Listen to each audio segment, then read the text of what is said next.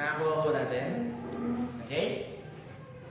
Again, napag-aralan naman natin ito dati noon pa. Hindi lamang tayo sola scriptura, kung hindi isa sa mga mahalagang tandaan natin pagdating sa pag-aaral ng Biblia is total scriptura. Hindi lang scripture alone. Kasi pati na, scripture. Scripture, Mark 11:24. Name it and claim it. May scripture kami. Teka muna. That is true. May scripture. Pero ito ba ang lumalapat sa kabuuan ng sinasabi ng Biblia? Yun yung ibig sabihin ng total. The totality of Scripture. Kaya mahalaga ang systematic theology. Ang systematic theology ay titingnan ng isang paksa sa Biblia at kinukuha at inaalam ang kabuuan ng sinasabi ng Biblia patungkol sa paksa na ito. At hindi kukuha lang ng isang talata, then wala na. may doktrina na agad base lang sa isang talata. Again, we do not take a part or only a verse in the Bible, but we must consider all of what the Bible says about a certain subject. Whether it be salvation, whether it be security or assurance, whatever na subject sa Bible, ay wag lang tayo basta, for example, nabasa mo sa Bible at nagbigti si Judas. Biblical ang pagbibigti. Biblical ba? Nabasa sa Bible kita niyo, ganun kahalaga na i-consider natin yung kabuuan ng sinasabi ng salita ko ng Panginoon. Now, meron pa bang sinasabi ang salita ng Diyos tungkol sa prayer? Yes, madami at mauubos tayo ng isang buwan pag tinitan natin lahat. Let us look at some verses. James chapter 4 verse 3. James chapter 4 verse 3. Kung meron ko kayong mga Bible, pwede nyo buksan. Si Tristan, pwede pa kasabi kay Mark Tristan, pwede siyang manghiram ng extension sa IC para magtawid ulit tayo.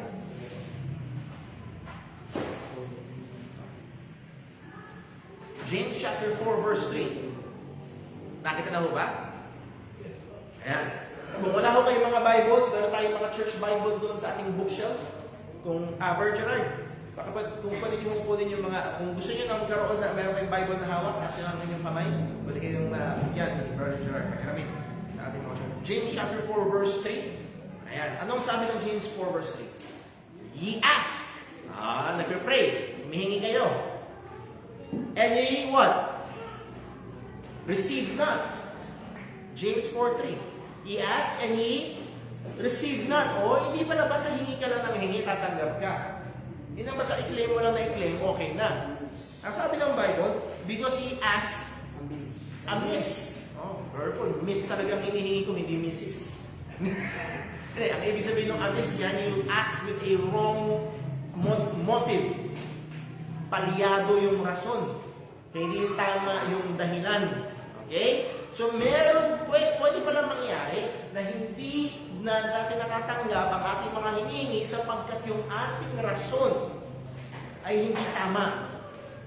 At ang particular na tinukoy dito ni James na hindi tama rason na ito, na ye may what? Consume it upon your lust. Yung pita ng laman. And guess what? Itong mga proponents ng name it and claim it, ang madalas na ipinopront nila sa mga tao ay yung mga bagay na gusto ng pita ng laman. Kayamanan, kabusugan, katanyagan, kagandahan ng buhay, just name it and claim it. So muli, hindi lahat ng ating hihingi, at hindi lahat ng basta i-claim natin ay matatanggap natin, lalo na kung mali ang ating motibo. So isa sa konsiderasyon na hindi lang yung tindi ng claim mo, kundi isa sa konsiderasyon ng pananalangin o pagtugon ng Panginoon sa pananalangin ay yung motibo natin. And not only that, John chapter 15 verse 7. John 15 verse 7 na nahagingan to, I believe, ni Brother Daryl, if not last Sunday. John 15 verse 7.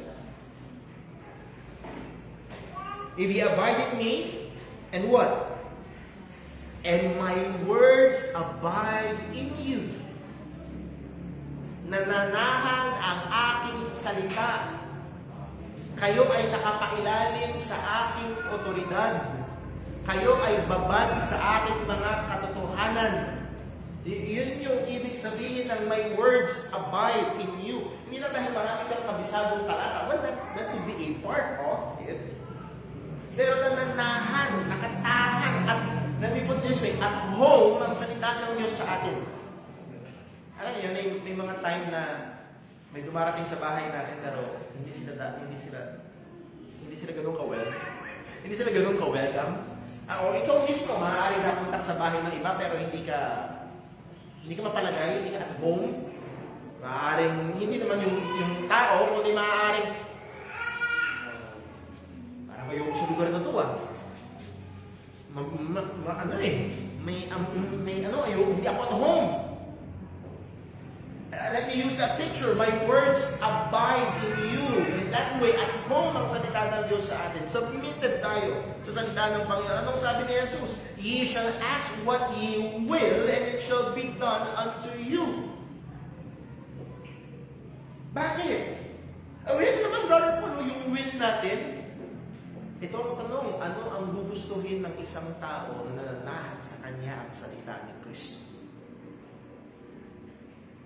It will not be according to his lust. Nakikita niyo ho? John chapter 14, verse 13. John 14, verse 13. And whatsoever ye shall ask, ayun naman yung paboritong salita, whatsoever. Kahit ano, hingin mo sa Panginoon. Tatlong asawa, pwede? Pwede bang hingin kay God yung tatlong asawa? Pero po, hindi pwede kasi maliwanag. Ayun nga. So yung kahit ano ay may limitasyon. At ang sabi diyan, pag-aralan natin last Sunday, whatsoever you shall ask in my name. And when we are asking in Jesus' name, we are asking in the authority of Christ. That means we are submissive to, we recognize and we submit to the Lordship of Christ. That will I do, that the Father may be glorified in the Son. If you shall ask anything in my name, I will do it. Muli, yung name ni Jesus ay hindi lang magic word na nilalagay sa dulo ng pananalangin para lang makuha natin yung gusto natin. Ito'y pagpapahayag na ako ay tagasunod ni Kristo, ako ay nakasubmit sa paghahari ni Kristo, at hinihingi ko ito sa pangalan ni Kristo. And again, ang punteriya ay para maluwalhati ang Panginoon. John 5, 1 John 5, verse number 14. 1 John 5, verse number 14. And this is what? The confidence that we have in Him. Ito yung kumpiyansa natin. Anong kumpiyansa ng iba? Basta paulit-ulitin mo lang. Anong kumpiyansa ng iba? Basta gamitin mo yung magic word, Jesus' name. Ano yung kumpiyansa ng iba? Basta you have enough faith. No. Ano ang kumpiyansa natin? And this is the confidence that we have in Him.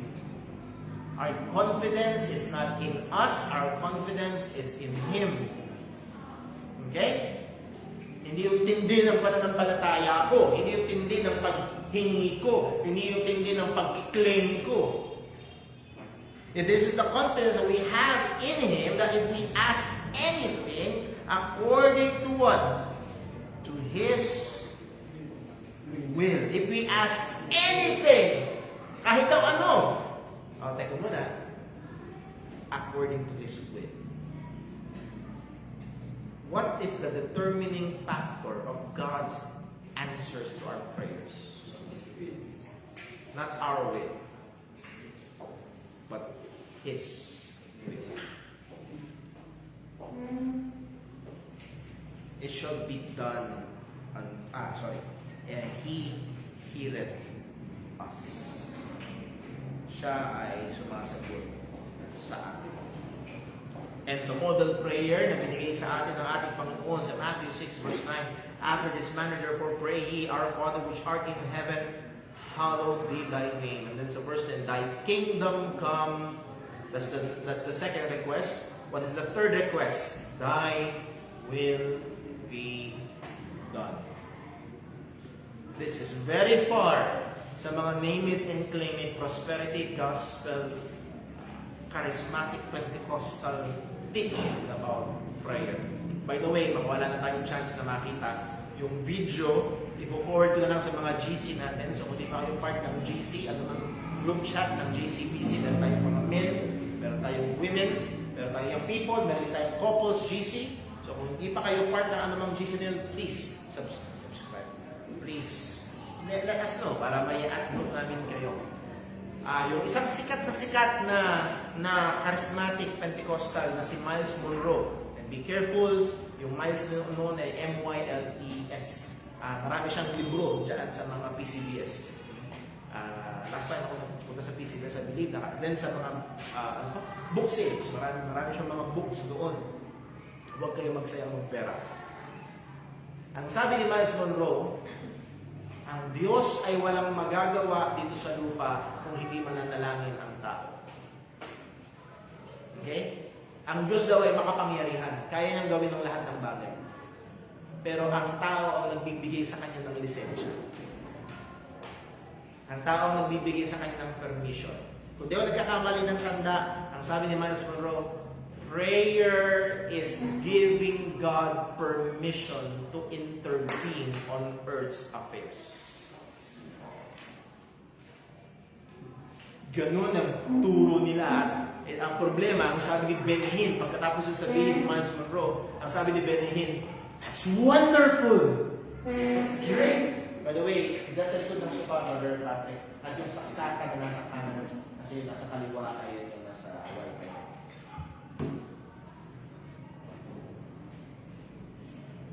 Yung electric fan, pakitala niya.